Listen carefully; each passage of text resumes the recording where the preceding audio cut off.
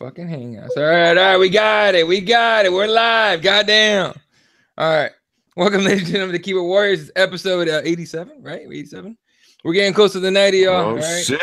The big hundo. What are we going to do? What are we going to do for the 100? I don't know. We got to do something. We'll talk about it. But anyway, welcome to Keyboard Warriors. My name is Eddie Law. That's Fred Kirby. That's Yusuru Bakava. Hangouts is fucking up, so you're not going to get the blue bar at all. So, do what you got to do. All right. So, anyway, fucking this. What do you guys want to kick off with? There's a lot, but there's not. First of all, wait. Can we talk about? Did you see the most recent video that Mayweather put out of him talking in the octagon and stuff? It was like just. I literally just watched that video like seconds before Eddie sent the leak, and he was like, "Money Mayweather in the octagon, 2018. What's the odds?" Yeah, that was. It was fucking annoying is what it was. But all right, that's a great place to start. So you answer that question, boys. What's the odds? What's the odds we see that cute little prick actually fight? And let's be honest, he ain't fighting nowhere but the UFC. So what's the odds that Floyd Mayweather actually fights in the UFC in 2018? Dude, come on, man. Look, can Floyd Mayweather, can his ego take an L anywhere? You know what I mean? That's the question to me. If his ego could take an L anywhere, right, and he doesn't mind going in there and getting subbed or getting head kicked real quick, okay, then the odds are good. But I don't think that's possible. I think it's just like marketing bullshit to keep his name out there. Jesse, what do you think before I go in? Okay, so I have a different perspective on Mayweather. So I would say that the only reason that Mayweather does anything is, yes, to keep his name out there, but also because he's confident in his abilities to do something that he's putting his mind to. So I think if he puts his mind to it, I think there's a possibility that he could do it just because of the amount of money that would generate. Plus, I mean, let's be real. The only big card coming up this year is that 3 title fights with several divisions being held up. 6 different champions on that one card, and that card might not even be the best selling pay-per-view that the UFC has put on, right? Like, it might not do gangbusters of numbers. So at this point, if you can put Floyd Mayweather and Conor McGregor in an octagon, I mean, if I were, Endeavor, I'd shell out a lot of money to make that happen. I don't know. So what'd you take on it, Fred? Because, I mean, look, clearly you always have like a different point of view that I didn't even think about. So what do you think about this shit? I tell you what, man. I'm going to go out on a little bit of a limb here, and I'm going to say that we see this happen.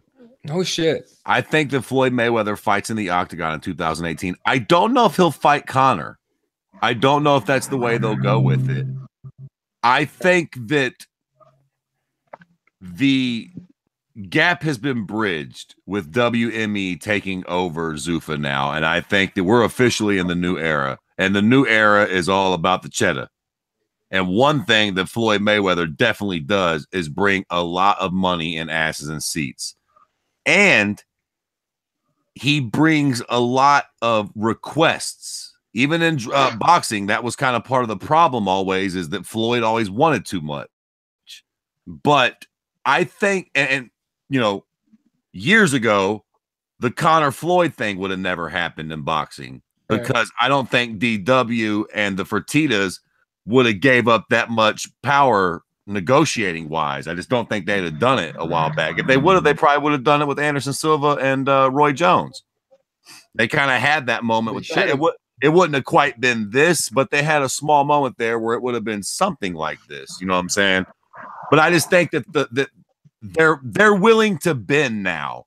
WME is willing to bend to make money in ways that Zuffa wasn't. The belts mean less. The integrity of the whole fucking sport means a bit less now to WME, especially if there's a fucking $1 billion on the line. Also, I think they'll let Floyd handpick his opponent. And I think that if Floyd can get the right fight, the right name, and see, I'm not thinking Conor. I'm thinking CM Punk.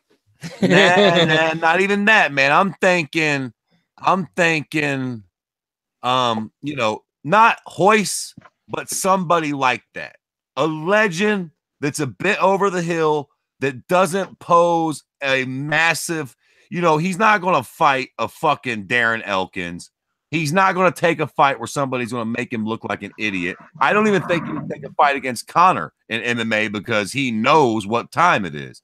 But I think if Floyd can get the right matchup, nobody's really coming to mind, but like a Matt Hughes, Hoist Gracie, Chuck Liddell type, I realize none of these characters would work, but you dig what I'm saying. Right. BJ Penn, maybe. I was about to say that. I was going to say BJ Penn. Something like that, where you can sell it like, yo, if BJ gets the takedown, he's fucked. But what if he don't? What if BJ tries to get cute for 1 minute and Floyd can knock BJ out? I think if Floyd can push it and get a name and a style matchup that he loves, the MMA can sell a little bit. Like, yeah, of course BJ's old and he's slow, but what if BJ pulls a Randy Couture and just dives on an ankle? I tell you what, I'd watch fucking BJ Penn versus Floyd Mayweather. Book it, fucking Sean Shelby. Write me a check later. That's your fucking fight right there. I bet you Floyd thinks he can win that one, and that's a legend. Yeah, it's fucking ridiculous. It's a weird. God, you're almost selling me on this shit. Fucking, because if anyone has the ego to stand with Floyd Mayweather, it's BJ Penn. And listen, here was the thing. I'm sorry, but here was your point. To your point about Floyd being able to take a loss. Do I think that Floyd will come back and box Lomachenko? Not in a million years. No way. But take a fight in MMA, make another 600-700 million, and maybe get subbed out. Who gives a fuck? What's Floyd care? He'll be like, so what? I'm still a beast because I went and tried. And look, he'll have that in his hat. Like, I listen, even if it was BJ Penn or somebody, I'd have to give it to him. If he actually laced up them little gloves and gets that in the octagon, I'll give fucking Floyd Mayweather a little credit, and I think most of us would. And if he loses in MMA, he's still 50-0 in boxing. He still keeps that. He's still the GOAT there. It's like Michael Jordan going to play baseball. Of course he sucked at baseball, but it didn't. We still call him the GOAT in basketball. Motherfuckers still swear he better than LeBron. He could beat LeBron in a game of one-on-one than the man on the moon. Oh, you're going to start some shit. Someone else hears that. No, it's a good point, though. No, but look, and I had someone try to sell me this thing today. It was like, look, if Floyd could just fucking train, like, take down defense for 6 months, all right, who's going to stand with him? No, that's not how it works, man. Yeah, it's not at all. That's goofy. That's goofy because you have leg kicks and everything. He doesn't just have to do a little bit of that. Boxing stance works if you're not getting the shit kicked out of your legs, first of all. Right.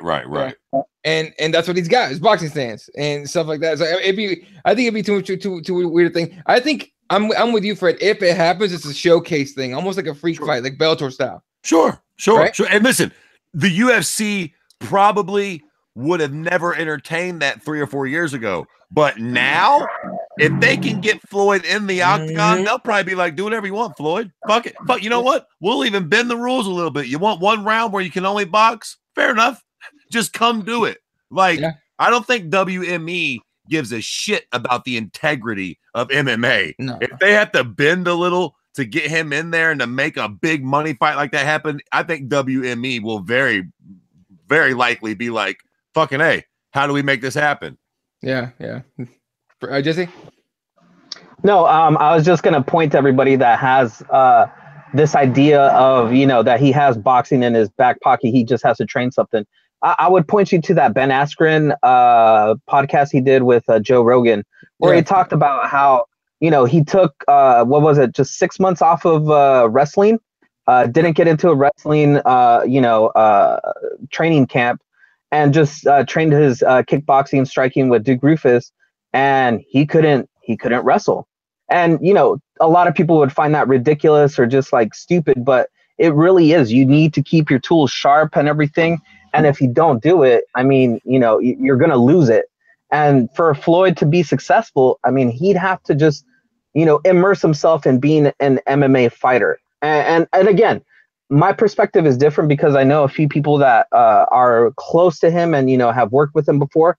And I just think that Floyd would not be doing something like this unless he was already had stuff in place. He's already pretty confident that if this goes through, he's prepared and ready to put in the work and be successful, or at least, be happy with his performance in what he does. And I agree with Fred. If you could get a BJ Penn or somebody that's, even though I don't think it would probably be something like that, I still think that they would probably strip Conor and then put Conor in like this like epic, showdown, beat him. He got beat in boxing. Now he's going to, take his revenge in MMA or something like that. There's so many ways you could sell a fight like that. And I think that's what we'd be looking at probably, mid-year later down the line, I would think. By the way, did you guys see that, what was it, Lomachenko? He tweeted out some about, fighting TJ or something, jokingly, and everybody like jumped down his throat about it. Yeah. It's like, man, you can't joke out here no more or something like that. Well, no, he put out a video of him wrestling. He was like suplexing into some dude. Yeah, Cody Garbrandt actually retweeted that, and then I retweeted that. Cody Garbrandt was like, "Shit, I respect you, chat, but this ain't that. Stay in your lane." I love it though, man. Honestly, like I hope they do it. And you know what? Listen, man, I don't like Floyd, and Floyd's a very easy person to make fun of because he makes it very easy on himself. But you do got to give Floyd a little bit of credit in that the dude's obviously super competitive. He's been a competitor his whole life. So if Floyd by some chance did get a little hair up his ass and just felt like doing something else to take on a challenge, it wouldn't be that surprising. I know Floyd's easy to make fun of, and it's easy to say that he avoided tough competition and shit. But at the end of the day, I do think that Floyd Mayweather is a fighter, and I do think that he enjoys a challenge. And so, giving Floyd a little bit of credit, I think that maybe some of this could be intriguing to him. And plus it's a massive payday. Yeah, like whenever people talk about Floyd Mayweather, especially when people try to shit talk, I'm like, yeah, did he pick his opponents? Sure. Was he smart with timing and when he fought certain people? Absolutely. Sure. That being said, still the king of hitting and not getting hit. Yeah, right. And that takes years of discipline and wanting to be the best and striving and shit. So yeah, man, if he to think that Floyd Mayweather could just want a massive challenge, doing something different, making a lot of money. And listen, it's probably exciting, right? He's been boxing his whole life. He gets to lace up the MMA gloves and do that whole thing. Just as it was exciting for Conor to come do it in boxing, it'll probably be really neat for Floyd to do it. Like, don't get me wrong. If I had to bet my kid's life on it, probably not. But to have a little bit of fun, I would not necessarily, say that it's out of the realm of possibility at all. Like, I can see Floyd maybe entertaining this with the right situation. All right. So, and what up? Oh, and I was just going to say, and think about it. A lot of MMA guys go through his gym in Las Vegas.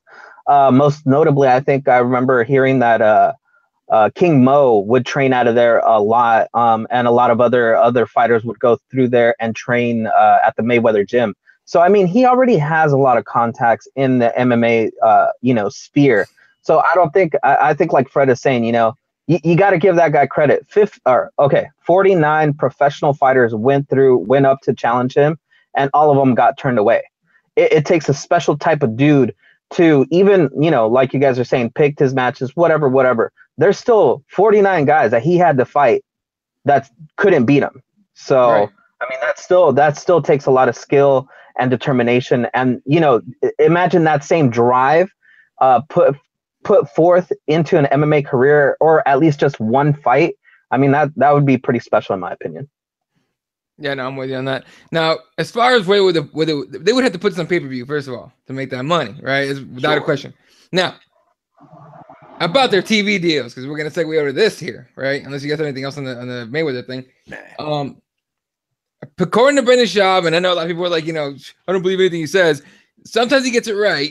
Right. If anything, he's got an ear in the back there. He's got an ear in the behind the scenes of everything. Sure.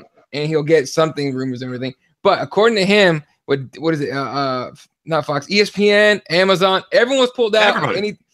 Everybody's pulled out of any kind of TV deal with the UFC except for Fox. And so we were looking at this weekend's card, right? We're talking about this weekend's card, and Fred brought up the same point that I thought was. Is this card, because the card's okay for a free card, but it's also kind of like here, have some scraps, Fox, from the UFC. What is this? What do you make of this whole? It's kind of a mess right now. What do you make of it? Well, I mean, listen, as far as this card goes, you're right. It's a good card if you're a hardcore fan. Yeah. If you're not dickheads like us, this card's whack. I mean, it's not. It doesn't. The sexiest name on this card is Lyoto Machida. Yep. And he's coming off of getting starched by Derek Brunson, who just got starched by fucking Jacare. So MMA math says this card is dog shit. Yep. For sure. It could very well end up being a very, fights are fights, right? You can watch two motherfuckers fight in the parking lot and it could be fantastic. They could be very great fights, but on paper, this card is not very fucking sexy at all. And last week's card had the same syndrome. It was a pretty shitty card to be on Big Fox. All things considered, it was hella thin. Because, Fox has had some really great fucking fights since they started this deal. And yeah, so let's just say for the sake of argument that he is right. For the sake of argument, like who knows if he is or he isn't, but let's just say he's right, and everybody is out of the UFC business except Fox. That doesn't leave a whole lot of options.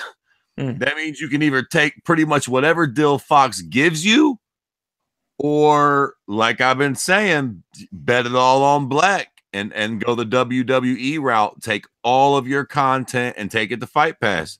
Take all your toys and go in the corner with them, Jack, and make us pay to get on Fight Pass and keep it like that. I know that would be very hard, and leaving the pay-per-view market would almost be kind of impossible for them to do. But you gotta do what you gotta do, man. I gotta interrupt you there, Fred. I don't think it'd be that hard to do. I mean, the model is out there, right? I mean, we don't get like precise numbers on how many subscribers they have at the moment, right? But we know it's a decent amount. And plus, I think they just announced that, what was it, Roy Jones Jr.'s last fight is going to be on Fight Pass? Yeah. Right? So, I mean, it seems to me that they are just like, it's either they're proving that they have a product and that they can sway the market however they want, and maybe that'll be appealing to other people. Like, they'll say like, look, we took off the biggest stars off of Fox, and it's not just our name that gets the pull, it's the stars. So if you want to deal with us, we'll put the stars on your channel, and your numbers will be great by comparison, right? To just random fights like last weekend or this weekend, right? That's one thing. Or like Fred said, they just put on these crap cards. Nobody wants to give them nothing, and they're going to go straight to, doing everything on their own, and they're going to cut a lot of costs, and they're going to make a lot more money because, honestly, shit-eating wild guys like us will eat it up and, subscribe, right? I mean, what else is there, right? I listen, I think you're right. And here's the deal, man. Here's what I think. And if this all plays out like this, I really think that people will need to, in 10, 20 years time, look back at Dana White's legacy and exactly what he's been able to accomplish. I mean, we all know what he's accomplished up to this point. But I tell you what, man, I remember years ago when they were first starting Fight Pass, and Dana White was talking about what they wanted to do with it. He was trying to tell people, like at the time, we all thought it was just going to be all of the UFC fights, all the Pride fights, all like the library that Zuffa had, and then some of these newer fights coming out, and then the pay-per-views would slowly end up on there. But I remember seeing an interview, and I think at the time, Dana White was saying it in a lot of interviews, but he always said back then that he thinks that TV is coming to an end. And I'm telling you, Jack, this was like 3, 4, 5 years ago, man. Dana White was like, everything's heading to the computer. Eventually, people are not going to watch TV on their TV no more. It's going to be on their computer or on their phone. We're kind of there. We're cutting the cord now. We're all heading to the internet, and everybody's starting to be done with cable companies. Netflix is one of the biggest things in the world, which brings me to my next point. He always said that what his goal for Fight Pass was to make it the Netflix of fighting. So that meant not just the UFC, not just MMA, but I'm sorry, not even, fight. The Netflix of combat sports. So now think about what Fight Pass could be. Okay, think about WME and their idea of global domination, right? They have that idea in film and entertainment. That's why they've been so successful there. They're like fucking Scarface. They want to go to the next level. They want to cut the connect off. They're about big business. That fucking Ari character ain't no joke. I watched Entourage, and if that was just loosely based on the truth, that fucker's an animal. Crazy. And he got to the top of the game through hustle and force and being able to have big balls and take big moves. Dana White is already talking about getting into boxing. Boxing has a lot of stars brewing. I know a lot of the right things would have to fall into place, but look at what Fight Pass has now. They've got Titan FC. They've got Jungle Fight. They've got Legacy Fighting. What kickboxing do they have? Is it Glory? Yeah.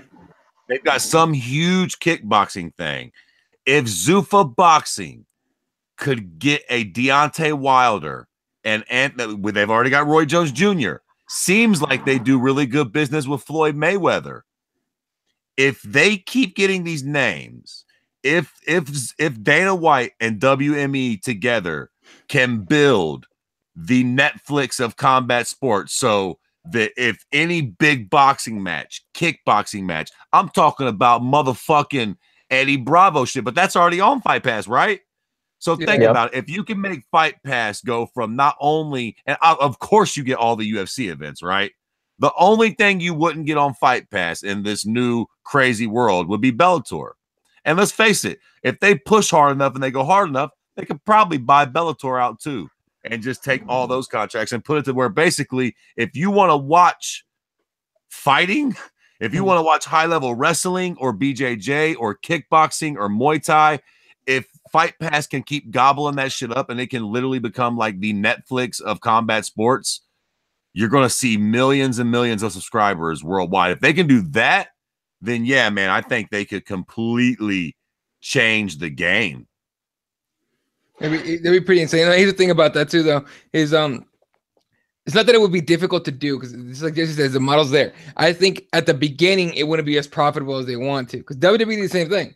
They got the network and it was like everyone shit on the network. Everybody shit on the network. Now everyone raves about the network. Everything's great on the network. Why? Because they added original program that you can only get on there, stuff like that. So it's I think the UFC would be great if they did that.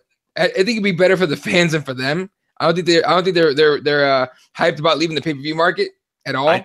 But listen though, sorry to interrupt you. Yeah, go ahead. I know I just ran it for like 10 minutes. No, go ahead. But if they can help and get a big portion of boxing, like they've done with MMA, like hypothetically, this Zuffa Boxing shit takes off and they get an Anthony Joshua, a Deontay Wilder, a Triple G. Those are massive numbers. Yeah. If they can bring that in with the MMA and all the other shit, I mean, obviously kickboxing and wrestling is only going to generate so much, but man, the world's a big place. If they can charge 10, 12 bucks a month, I don't think it'd be that crazy for them to get 5-10 million subscribers. I really don't. If you have that type of shit. You know what though? Like you have to think, and I think we're kind of looking at it kind of through a little hole. You know, we're trying to see the big picture, and we don't have all the details, so we're only seeing a little bit of this whole thing. But honestly, think about it. Like all these premium channels, you know, all these streaming channels, they all started somewhere, right? They all struggled initially to figure out what they were, you know. And now some of those channels are probably some of the biggest subscribers, you know, that they have, you know, like Netflix. Netflix originally started with one thing and then they figured out, hey, this isn't going to work. We're going to do something else. Now they're like, you know, dumping money on to make all this original content, movies and stuff. Movies that should premiere in theaters are now going to premiere on Netflix. You know, Amazon, same thing. Shows that are prestigious and winning awards are on streaming only. I mean, this is, you know, so the model is out there. So the UFC has to understand they're going to take a big hit initially, right? It's just going to be that way because you're going to have a bunch of people that are like, no, I don't want to pay, you know, $15, $20, whatever it's going to be a month for all their content. Yet eventually we're all going to fold because we want to see these fights. We want to see Eric Anders against Machida. We want to see DC against, you know, Stipe. We want to see all these fights. Eventually we're going to fold no matter what. Now, how much are they willing to take a hit before it all takes off? That's the only thing we need to figure out, because they're gonna take a hit, you know. But I think losing the whole pay-per-view model and everything. I mean, I think they give away what, like 60% of the revenue, basically, like right off the bat for the pay-per-views, right? Like 50 or 60% goes straight to the cable providers or whatever. I mean, that's a big difference once you take it up on yourself and you're the one providing all the content. So I think it's a wise move for the UFC to just pivot and do exactly what Fred's saying. Become basically, you know, the Netflix of fighting. You have all these other promotions already. You know, you have jiu-jitsu, Muay Thai, kickboxing. You know, you're going to add boxing, MMA. I mean, what else do you need? You already have your own channel. You're going to be better than ESPN. You could even have like ESPN type shows, and you're finally winning the game. You know, it's just, how long is Endeavor going to hold out of pulling the plug on that, while the, you know, first 6, 7, 8, 9, 12 months is, you know, everything is looking like it's on fire, right? That's what it's going to look like initially. Yeah. Real quick. I know the buffering is driving everyone fucking nuts right now. We're getting comments about that. Turns out it's a huge issue at this exact moment for everybody. They're all tweeting the shit out of YouTube, asking about the problem with buffering. So yeah, apparently it's getting crazy. It's like a huge delay, and it's buffering. So we apologize for that, but it's, you know, YouTube. Ever since Google bought it, it fucked up. Anyway. All right, anything else you guys want to talk about as far as this goes before we move on to the circuses this last weekend? Just quickly, that it would be great for us hardcore fans, right? Fuck, I spend $65 a month on this shit. Now it's fucking cost me close to a stack a year. I'll pay $15 to $20 a month to get all this shit. Happy as a fucking lark. I'll pay my next door neighbor's bill too. Guess what? You just got Fight Pass, cocksucker, because I still say $15 a month. Yeah, dude, that's a crazy thing, right? You get, I mean, as far as for what I watch sports. That's kind of it, and Netflix, right? When I have time to watch anything, if I'm not training and doing whatever. So I've already cut cable. I only have internet here, and other than that, I mean, I buy some of the pay-per-views and shit like that. But it's kind of hard if you watch every pay-per-view. You're talking like $80 a month.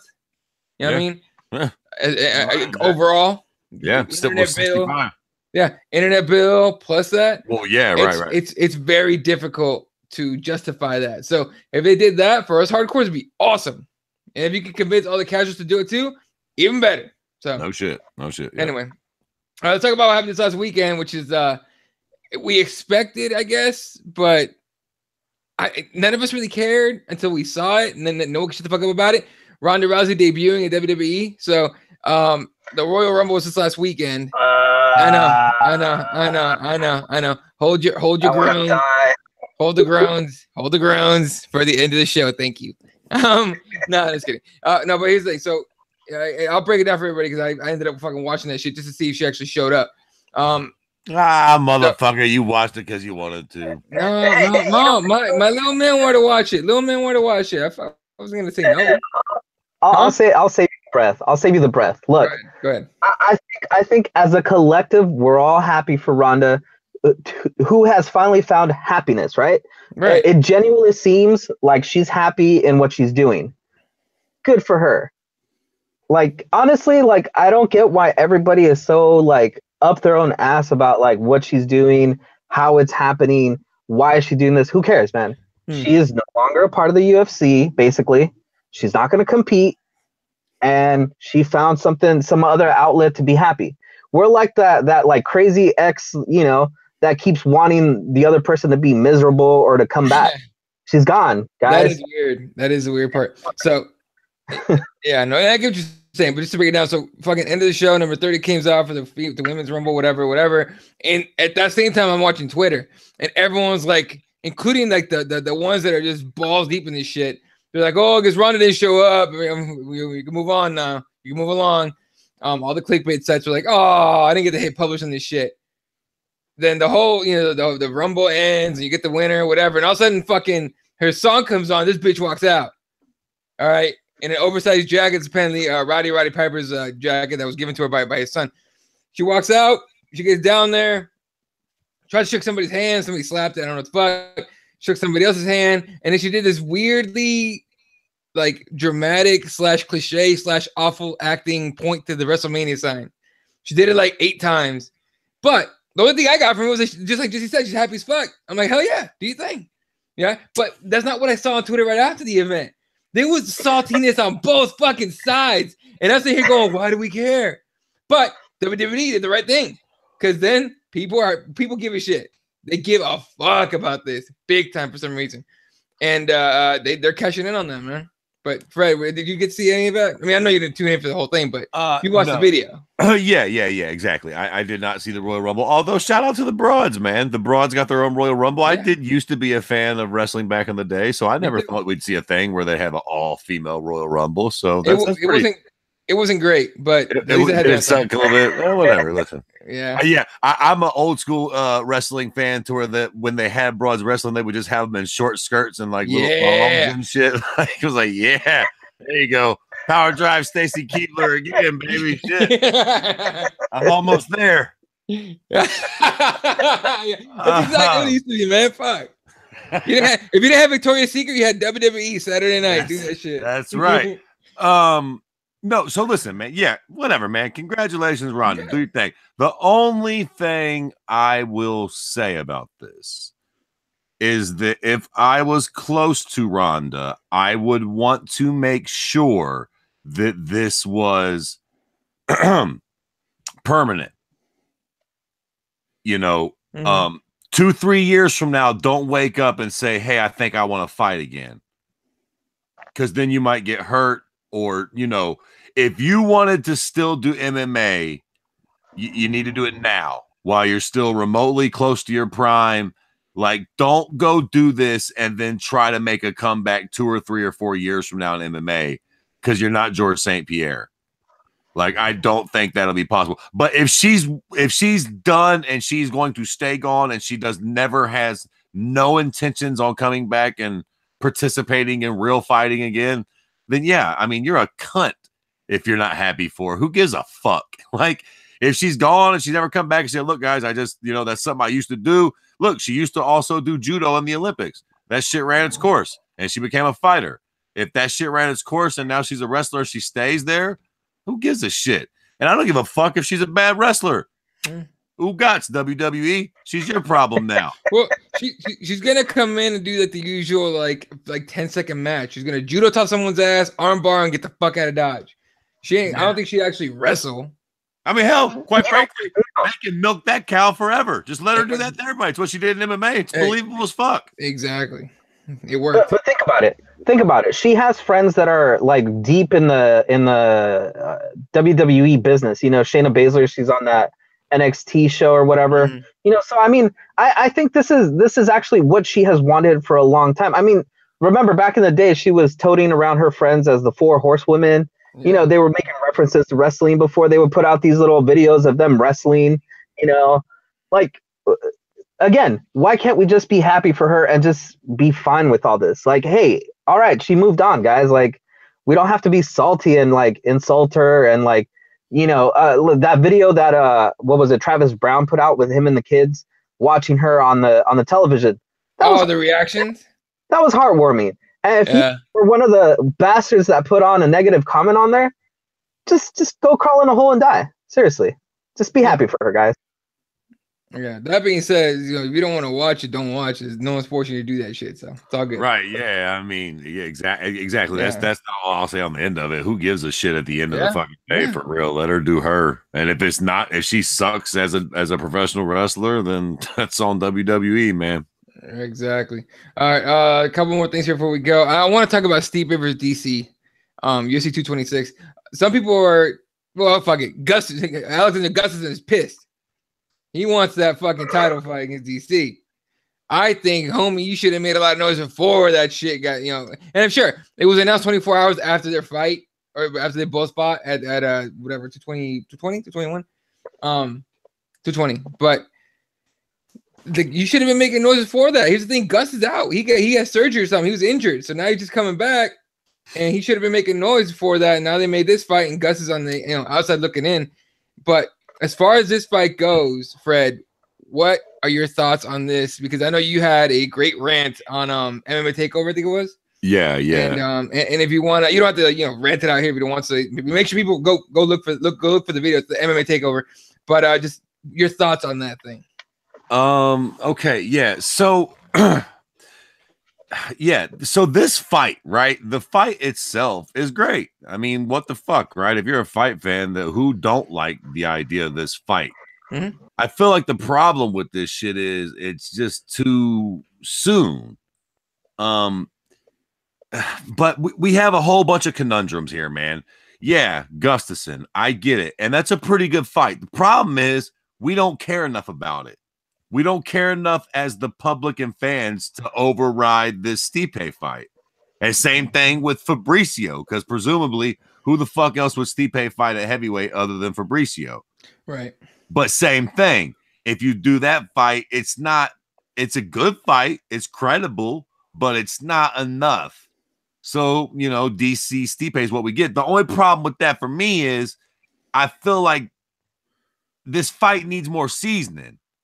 It's a good fight. This is a good chicken. You know what I'm saying? It's like a chicken that's been slightly seasoned and marinated for about 20 minutes. But you could put a little bit more seasoning on. It's like chicken that's been marinated by white people. You know what I'm saying? if this chicken gets marinated by some Mexicans or some blacks, you get 2 or 3 more fights under the belt. Yeah. Because look, I'll put you like this. This fight should be bigger than it will be. Yeah. Because it could be huge. I don't think it'll be huge. My rant was basically saying it's not a super fight. It should be, because it is a great fight, but I just don't look, man. DC's 1 fight removed from getting snuffed out by John Jones. Yep. And for whatever reason, because he's fucking from Cleveland or, still a firefighter, or you can't really understand him when he's talking, Stipe just hasn't really connected with the fans yet either. So, I mean, look, man, it's a great fight. We don't really have any other better options. So I'm down.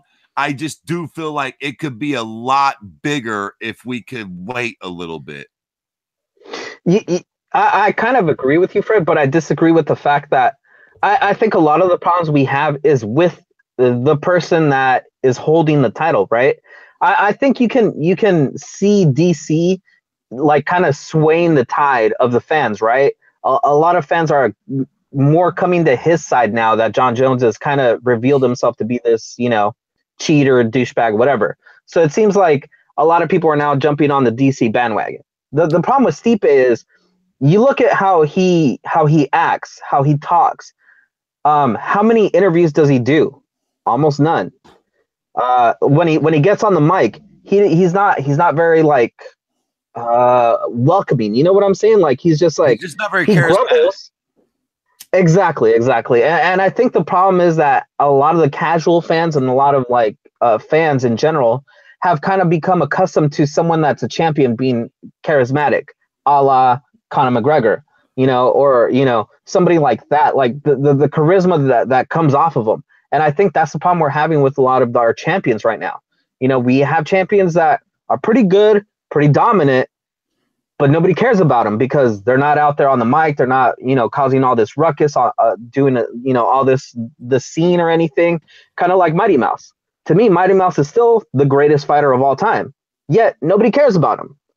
And everybody's like, oh, well, if he fights TJ, it's going to change. Well, it looks like they might have booked that fight for that same card. Does anybody care? I don't think anybody's going to care, man. I agree with you. I think it's just a problem of the fact that all these guys are just not charismatic. I think Eddie just said, screw all this. It disappeared. I love how people fall off too. It's just like they get sucked down a hole and like shaboom. They're just gone. We're good. This is bullshit. Yeah, there we go. Fucking Jesus. Today. Whatever. Anyway, sorry. Continue. No. We're good. Oh, we can move on from this conversation now. All right. I'm so sick of YouTube tonight, for real. These motherfuckers. All right. Hold on. Before we leave these, okay. So let's address it a little bit. We're talking about Stipe DC. It's a good fight. We all agree about that. We'll talk about who we think would actually win later on down the line. We got plenty of time to actually discuss the fight. Okay. My rant was about super fights in general. So Jesus just touched on TJ DJ. The other fight is Amanda Nunes versus Cyborg, which I think they're trying to do the big trifecta and do all these. So let's just talk about this real quick for a second here. I think I've clearly made my thoughts on these fights known, that I don't really feel like any of these are super fights. They're all great fights, but they're not super / money fights. Do you guys feel the same way? And if not, do you think which fight to you is the biggest money fight of all of them, the biggest super fight? So not what will be the best fight, but which one is the biggest pay-per-view earner out of those three? Yeah, out of the three so-called money fights. Like if you had to actually say that one was a money fight, which one would you like pick to be a money fight? Got it. You know what? And I hate to say, I agree with you say they're not really super fights. A super fight to me would have been 3 years ago, GSP versus Anderson Silva. Yeah, no, exactly. And another example that I used was fucking John Jones, Brock Lesnar. That's still on the table. You can still do that if they're not suspended. Yeah, I know. We don't mind cheaters in our goddamn sport. We can still do that one. Hey, let them both juice. Let them both fucking juice for this one. Fuck it. Do it in Japan.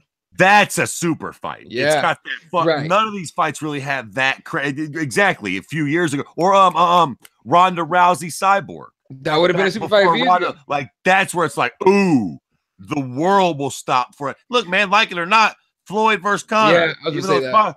That's a fucking super fight. These are all very good fights, but I really don't think none of them are going to transcend the sport. And that's my thoughts on these three. It's none of them have done. Like you can call them all great in their own divisions. That's fucking great. It's perfect. Sure. But outside of Demetrius Johnson, legendary. Anderson Silva's a legend. Right. GSP's a legend. Floyd Mayweather's a legend. Conor McGregor, more than likely, but when he's fucking done, is probably going to be called a legend. You know what I mean? I think that's what is a requirement of a super fight. Okay. And that's why I say my main example is Anderson Silva. Eddie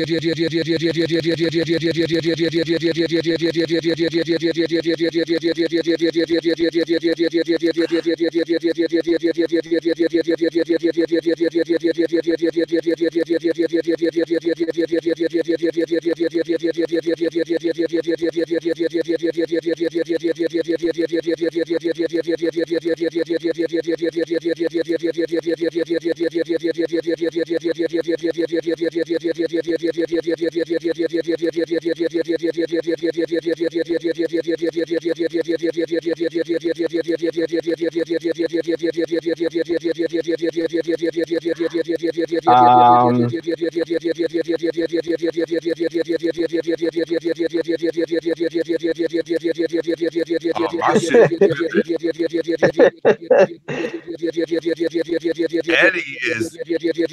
Are you in this? Can y'all hear me? I'm I'm getting the same thing from Eddie. I think it's Eddie's thing. Oh my god, it stopped. Oh, there it is. Dude, motherfucking. All right, I've had enough of YouTube. Fuck this shit. Whoa, Eddie was tripping. That low key scared me. I'm like, fuck, I'm getting possessed. Right, stoned for shit like that to be happening. We're gonna cut this shit short. All right. Just give me like your shit on the main event this weekend. All right. So you over to Eric Anders, who you picking? Fred. Who gives a fucking shit? I guess I'm picking the new kid who still has it. Yeah, Eric Anders, because everybody says he's a beast and he used to play college football. All right, Jesse. I'm going with your boy. Yeah, Anders is gonna fuck him up. I mean, maybe Leota comes up with some crazy shit last second. Highly doubt it. All right, that's gonna do it for us, ladies and gentlemen. Plug in. Yeah, I just wanted to say what's up to Jerry Montes, BJJ on Instagram. Go check him out. He's teaching my little girl to be a Brazilian Jiu-Jitsu killer. So gotta shout him out. And of course, when when your show drops, always watch Fred's show, man. That is some of my most entertaining stuff during the week. Right. And Eddie's morning toke. That's always the best too. Real quick on Jim City Jesus. I was okay. So on Sundays when I do, me and my girl do our meal prep and everything. But I'm the one doing the cleaning because I can't cook for shit. For the most part, I can grill. but I'm doing the cleaning of the kitchen and whatnot, and we're listening to the sex doll fucking conversation. And God damn it, if I didn't drop a plate because I fell over laughing, I broke a fucking plate, and it was like, fucking Gary, I was like losing my mind. It was so fucking funny. If you guys haven't heard that fucking episode, I think it was the last one. For sure, listen to that shit because that was fucking hilarious, man. Thank you, guys. Yeah, man, that sex doll segment was fun and very enlightening and interesting. And listen, the fucking horror shit. Listen, everybody in the city knows you don't go in a fucking random alley with a hooker. I don't know where we just presumed that I knew these things. Like me personally, it's common knowledge. If you're from the inner city, you don't go where the horror says go. You just picked her up off the streets. You picked the location. Yeah, you gotta pick. I swear, that whole fucking thing was fucking hilarious. The sex doll thing was the best conversation so far on that thing. So make sure you guys check that out. And of course, KeepItWarriorsMMA.com, KeepItWarriorsMMA on iTunes. You guys know where the fuck you find us at Elaw31, at Kirby_MMA, and at Swan1983. Shout out to SpicePros.com. Shout out to RepresentTheWarriors.com. And go train some shit. Go train some jiu-jitsu, you bitches. Fucking have some fun. All right. For myself, Fred Kirby, just to look out with the whole team. Appreciate you guys. Everyone have a good night and good night, Wiltshire.